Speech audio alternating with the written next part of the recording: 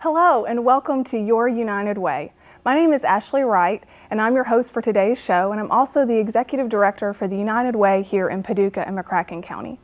Every year, thousands of people in our community are helped by United Way partner agencies. In fact, last year, over 17,000 individuals who are McCracken County citizens received help from these agencies. We are delighted this year to have brought on 2 new partner agencies, and today we're going to spend some time talking to those agency representatives.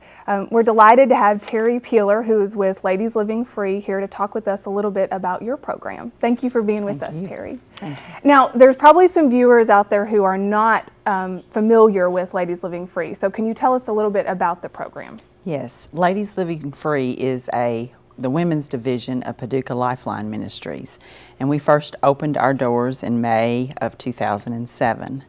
And I'll just describe what the program consists of. It's 6 months residential and 3 months of aftercare. So what that means is when a client comes to us and they go through our program, the first 3 months are in-house residential, where we are just separating them from the outside world, helping them to regroup, recommit their lives, and we have classes that they go through. And then the second 3 months is when we start the transition process of helping them get a job. And at that point, they pay us rent those last 3 months, and we help them to find a job and then get ready to go back out into society. Now, the third part of this is at least 12 weeks of aftercare, and that's where they're no longer living there on site, but they come to a meeting weekly. We have someone on staff that kind of keeps in touch with them, make sure they're doing okay. And this aftercare class is kind of like a support group where they can come and share the good things and maybe if they're struggling, what they're struggling about, and then we all come together and kind of help hold them up in that. Now, is the aftercare meetings, are they specifically for graduates, or is any woman who is struggling with addiction able to come? The aftercare meetings are for individuals who have completed our program. Okay. Now, I sometimes, like, somebody will call and there's just no way they can go through their program, and I will meet with them one-on-one, and I have done that several times. Now, one of the reasons that the United Way was so interested in partnering with Ladies Living Free is because, as we all know, drug abuse in our community is just rampant, and what it's doing in our community is devastating. And what is so concerning to us, I think, is the fact that there's very little available for women in this community. And so I'm wondering, do you have a waiting list at Ladies Living Free? Oh, yes. The first thing that a woman would do if they want to come to our program would be to fill out an application.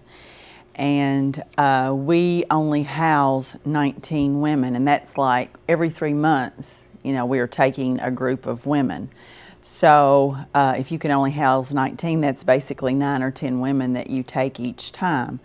So yes, we see, that's basically what it is. I mean, there was no place in McCracken County for women, and so it was on a lot of women's hearts that we needed this desperately. And so yes, there is a waiting list. Sure. I mean, we take, I don't know how many applications. I would veer to say probably 100 every time we take a new group, and if you can only take 10 of those.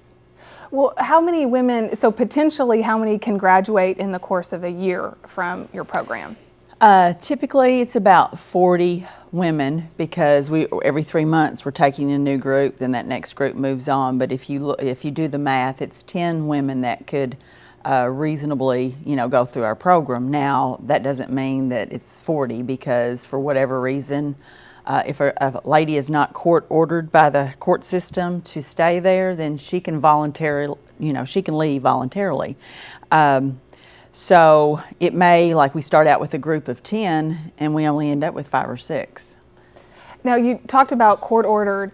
How many of the women who are coming through your program have issues with legal issues stemming from their addictions? When we first looked at starting this, we went to McCracken County Jail and were able to get a night where we go in on Thursday nights to McCracken County Jail, because we knew that that was our clientele. But I am amazed at how many women that come to us are not in jail. I'd say it's probably 50-50. Wow. You know, people that are at home trying to do what they're supposed to do, but having a drug or alcohol situation. And then finally, you know, the family says you're going to have to get help or else. So, you know, those type women come to us as well. One of the things that I know women often struggle with is getting back on their feet, not just from struggling with addictions, but just in general, when they've financially been wiped out for whatever reasons, getting back on your feet can really be a barrier. Why is it so difficult for women who are coming out of a program like Ladies Living Free to get back into housing and get jobs? Well, a lot of our women have felonies, and if you have a felon, it's just really difficult to get a job. And I think why it's so difficult for women rather than, I mean, it's difficult for men too, but men can do physical labor, Right. construction, so that's a whole arena that's really not available to women. Although I do know a couple of women that have gone through our program that hang sheetrock, you know, Right. they do that. But it's just difficult. I mean, it's a very minute, you know, group of businesses that will hire these women. And so if they've got families, I mean, it's difficult. A lot of girls that have come to us have lost their children, and so they have to go through the process of, you know, I'm doing good now, help me get my kids back. And so we walk with them through that as well, going to the court system and, you know, speaking on their behalf and, you know, getting in front of the judge or the attorneys and, you know, saying that these girls are not alone, that we are there to help them.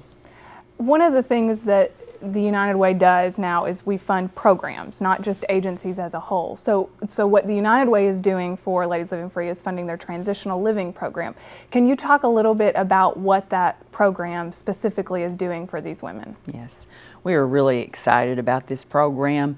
We found just right off the bat that, okay, we can help them while they're here, but the bigger task is helping them when they leave, because in our establishment there's boundaries and they're safe and they don't have to worry about where the food's coming from and all those kind of things. But as they get ready to go back into life, I mean, it's difficult. I've heard a lot of girls say how they're just scared of the thought of going back because they find that they've changed, but their surroundings, their families, their friends usually haven't changed. And so to throw them back into that, it's tough.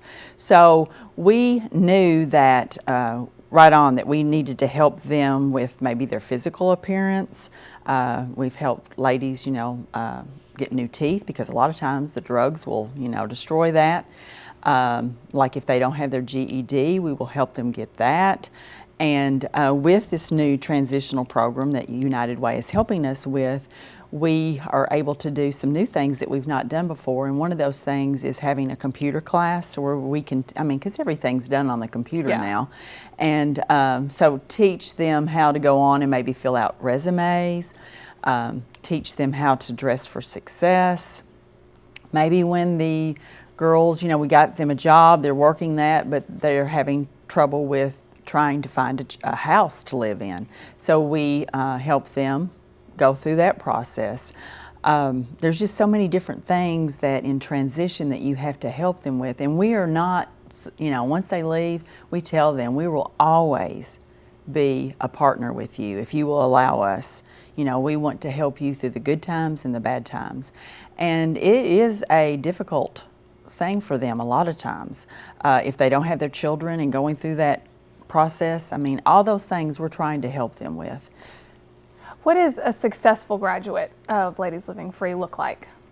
Well, there's been so many good stories and then there's been some relapses, but most of the time when people ask me, you know, what's your percentage rate or those kind of things, and I go back to the very first group that we had, and there is a woman that when she came to us, we were just amazed that she even got out of jail to be able to come and stay with us. I mean, that was a miracle in itself.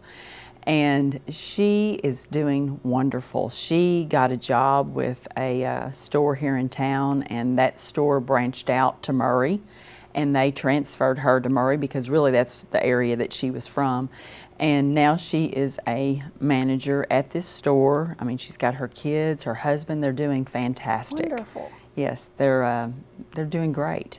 And we have a woman that went through our second group of women who now works for us, and she's doing fabulous. I mean, she's gotten her kids back. She's remarried. I mean, the girls look up to her because she's walked where they've walked, and so there's a lot of success stories that we have seen.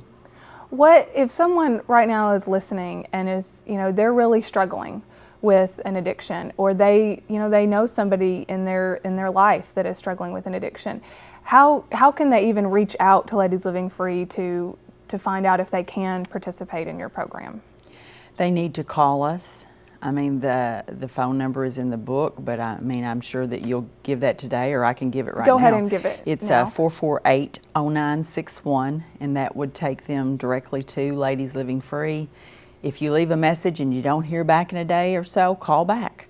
But we can help them by either seeing if they would be a candidate to go through our program, or I can meet with them one-on-one, either way. But everybody knows somebody, and a lot of times we know a lot of somebodies that have drug and alcohol addictions.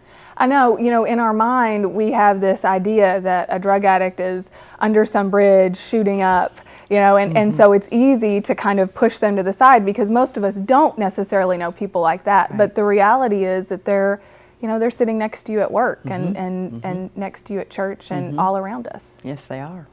And it's such a huge problem in this community, and we're so grateful for the work that you all are doing. As you look forward, I'm sure that there are needs that you have at Ladies Living Free that that some of our viewers would love to help meet those needs. So can you tell us a little bit about what someone can do if they want to help the work that you all are doing? The biggest thing that I think of is, how do we feed these girls? And so, and people typically don't like to just send in a money donation. They want to know a specific, and so we always need food and we always need toilet paper. Okay. That's funny, but with a house full of women, you always need toiletries. So, the toilet paper, like paper plates, paper towels, those are things that are easy to buy, but we will never not take those needs. And as far as food, it's meat and vegetables and canned goods and all the things that it would take. I mean, the women prepare their food, and we've got some amazing cooks that come through there, but I mean, when you're preparing that much food, 3 meals a day pretty much, for that many women, you need a lot of food. The other thing is, we have different projects, and if you were to call up and say, I want to help, what are y'all doing right now? Like right now, we were taking up money, for our driveway. It was just a mess, and so we're working on that. We've had like a sewer system. People helped with that. I mean, this is a really helping community. Yeah, it is. If they know what the needs are. And so, I know that people want to help here, but, we look for people that will donate on a regular basis because all the funding typically comes from individuals, businesses, and churches. So, we love for people to send in a monthly check, and $10, $25, that helps. Can you just drive up to your location? Do people need to call if they have those donations? We prefer that people call because we do have a program, and I mean, there's a lot of people that will just come and then somebody has to stop what they're doing. So really it's best to call first. And arrange to and just to tell what you're wanting to do, and then we can make arrangements for you to come by. Okay. Well, thank you so much, Terri. We at the United Way are certainly thrilled to partner with you and the wonderful work that you're doing at Ladies Living Free, and we look forward to a long partnership with your organization, and thank you for the work that you do. Thank you so much, Ashley. Appreciate it. And we'll be right back with our next guest, Tina Hollowell with Merriman House.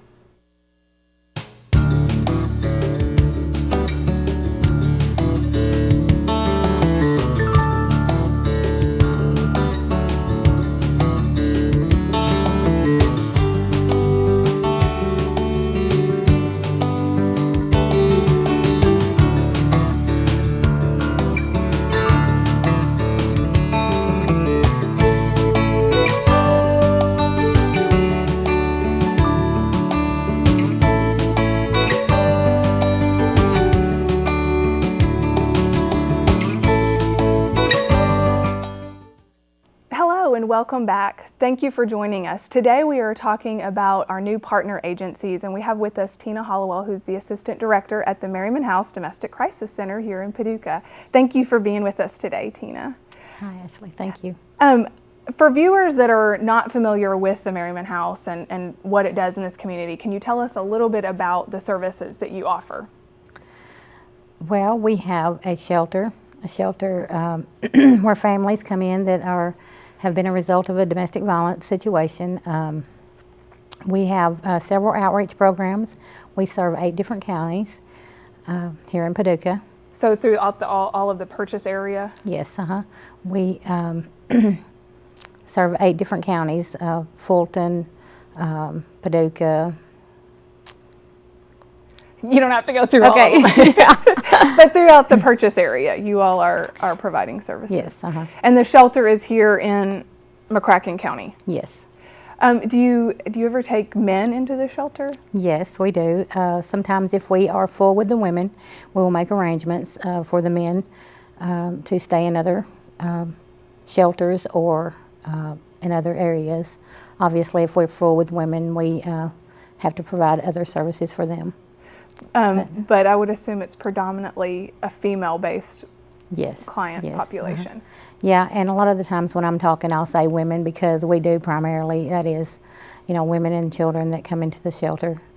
We are seeing more men that we serve in outreach as well. And when you talk about outreach, what kind of services do they provide? And so is that for people that are obviously not coming in to seek shelter, but have alternative housing, I'm assuming? Yes. Well, we provide them the same services that we would provide the families that come in shelter. A lot of families do not need to come into shelter, but they need some of the services that we offer. So we offer them the same services. We offer them assistance with sometimes finances, sometimes utilities, just clothing for their children, supplies, just the basic things you and I would use. Do they also work with victims that are going through the court process? Yes, we have advocates that go into the court with them. We have advocates that will actually help them fill out EPOs. So they kind of walk them through the entire process from... Yes. Okay. Yeah, we just recently started actually being able to sit down and fill out EPOs with them. And what are EPOs? It's an emergency protective order. Okay. And someone would get that if they are in fear for their safety? Yes, an emergency protective order is good for 14 days. Person can come in and can file for an EPO, and that keeps the person that they're afraid of away from them. They're not supposed to come within 500 feet of them. Okay. And then that's something just to protect them on an emergency basis. Okay. Now, they will be able to go back in 14 days. The judge will give them a date to when themselves and the person that they are afraid of will go before the judge, and then they will talk to them about turning it into a domestic violence order. And is that more permanent? Yes, that could be they can grant them a DVO for 1 to 3 years. Have you seen an increase in the number of people seeking shelter at Merriman House over the past year? Well, actually, we were talking this week, and it seems like it's kind of, especially with the children, it's kind of the same. It's staying kind of, which is good.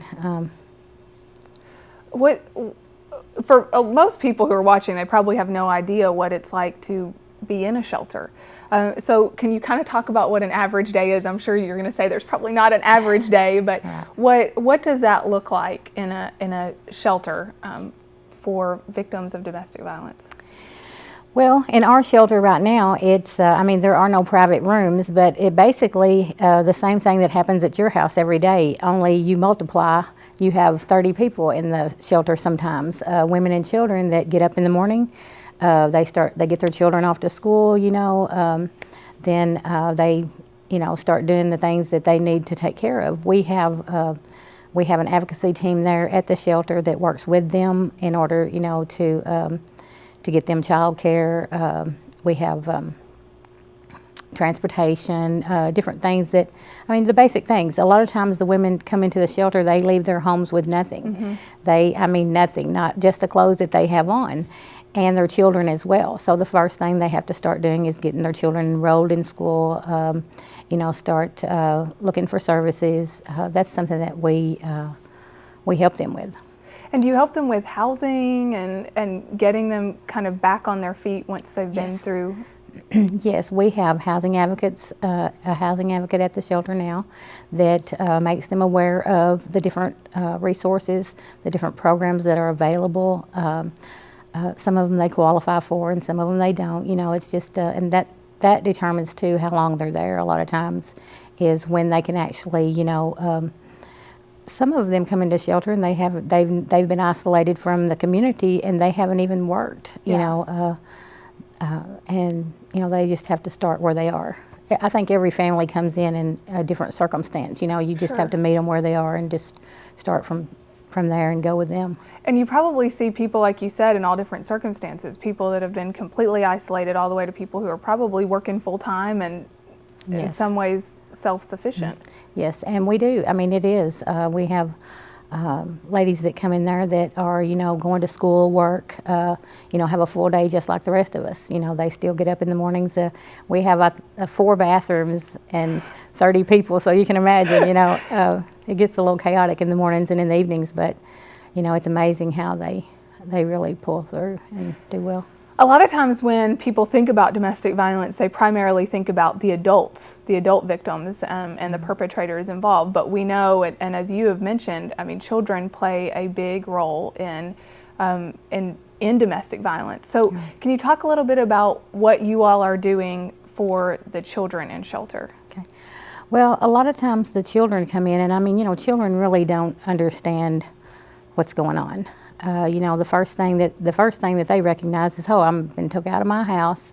I do not have my belongings. And they just don't understand the situation a lot of times. So we try to have programs and things to where that we can educate them on really actually themselves and what's going on with them. Sometimes the children will come in really angry, and they really don't understand why they're so angry. So a lot of times, if you just explain to them and let them see, some of how the domestic violence works in their lives, and I guess it's kind of validating their feelings at the same time, and helping them to understand that mom is doing the best she can do for them right now. Yeah. A lot of times that they just need to be recognized. Sometimes they just need to know that what they're feeling is okay. No one likes to be just took away from their home, but no one likes to live in that either. But a lot of times these children have become accustomed to that way of life. So it's real scary for them to come into something different. The United Way is again very excited to help support your child advocacy program at Merriman House, and one of the things that we know from working with the Merriman House is that children who grow up in those kind of environments are more likely to either be violent in relationships or be the victims of violence in relationships. So why is it so important that we step in right now when they're children? Why is it so important that the community understands why you all need support for this particular program? Well, we are hoping, with the help of you all, United Way, and several other grants, we are hoping to have a full-time youth advocate. And that person's responsibility would be to actually be the child's go-to. Like, we have an advocate for the adults now that the mother can go and talk to them, share what they need, their needs, their goals, and we want to offer the same thing for the child. We have groups and activities for the child now to teach those things and teach them safety and stuff like that. But we wanted an actual advocate that could be their go-to. And because, you know, a lot of times, some of the children that we've seen come through the shelter already, a lot of times just that little bit of attention, that little bit of knowledge, you know, can just change their whole direction, you know, and, you know, a lot of times, I was just thinking about one of the children that came through, that came in was so angry. And, you know, through some of the exercises, and it's almost like, you know, how whenever you find out something you haven't known and you just, Light it's like bulb that goes light off, goes yeah. off, yeah. In a child, you can see that, just, you know, and it's like, you know, with this one young man come in, he was having a really hard time in school, and you could tell he really wanted to, but he had so much other stuff going on that he just didn't. Well, he started seeing a counselor, of course, and just started interacting in the groups, and the lady that was doing the groups just kept commenting on how he was. At first he was a little villain, you know, just he would tear everything up and throw it away. By the time he left, I think they were there for like 3.5 months. By the time he left, they sent his report card home. He was making straight A's. That's wonderful. And he was just a joy to be around. I mean, you know, it was just the basics. Having the stability. Yes, the stability of, you know, and it was kind of sad when he left because, you know, but at the same time it was really rewarding. Sure. Yeah, Tina, we're so grateful for the work that you all do in this community, and I know we're almost out of time, but I'm sure there are people who are listening who need your services and who don't know the first step. So if someone's listening and they either want to reach out to you all for help, or perhaps they want to donate or help contribute to the work you're doing, where can they call? Well, one thing I wanted to say is we can't do it without the community. The community is a great support and have been with us. I have given them the 800 number. Okay. He was going to show that, that you all can call. So they can contact that number. Yes. Okay. And what else did you say? That's it. Okay. And we're actually just about out of time, but thank you so much, Tina. We appreciate your work. And Thank you. thank you again for joining us for Your United Way. We look forward to seeing you back here at our next episode.